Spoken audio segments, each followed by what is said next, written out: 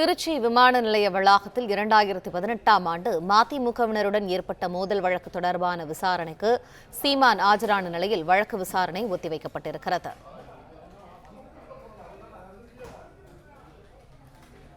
திருச்சி விமான நிலைய மோதல் விவகாரம் தொடர்பாக இரு கட்சியினரும் பரஸ்பரம் புகார் தெரிவித்திருந்த நிலையில் அது வழக்காக பதிவு செய்யப்பட்டது.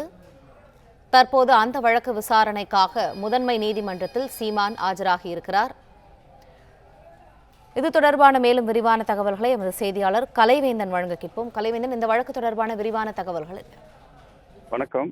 நாம் தமிழர் கட்சியின் தலைமை ஒருங்கிணைப்பாளர் சீமான், மதிமுக பொதுச் செயலாளர் வைகோ ஆகியோர் கடந்த 2018ஆம் ஆண்டு திருச்சியில் நடைபெற்ற தங்களது கட்சி நிகழ்வுகளில் பங்கேற்பதற்காக ஒரே விமானத்தில் திருச்சிக்கு வந்தனர். அப்போது விமான நிலையத்திற்கு வெளியே இரு கட்சியைச் சேர்ந்த தொண்டர்கள் கொடி மற்றும் பதாகைகளுடன் காத்திருந்தனர். வைகோ மற்றும் சீமான் இருவரும் ஒருவர் பின் ஒருவராக வந்தபோது இருதரப்பு தொண்டர்களும் வாழ்த்து முழக்கங்களை எழுப்பினர். இதனால் தொண்டர்களிடையே திடீரென மோதல் ஏற்பட்டு ஒருவரை ஒருவர் தாக்கிக் கொண்டனர். இது குறித்து மதிமுகவினர் மற்றும் சீமான் ஆகியோர் நாம் தமிழர் கட்சி நிர்வாகிகள் ஏர்போர்ட் காவல் நிலையத்தில் புகார் அளித்தனர். இந்த வழக்கு மீதான விசாரணை நடைபெற்று வரும் நிலையில் இந்த வழக்கு தொடர்பாக திருச்சி நீதிமன்றத்தில் நாம் தமிழர் கட்சி தலைமை ஒருங்கிணைப்பாளர் சீமான் மற்றும் அவரது கட்சி நிர்வாகிகள் 14 பேர், அதே போல மதிமுக சேர்ந்த 5 பேரும் இன்று திருச்சி நீதிமன்றத்தில் ஆஜராகினர்.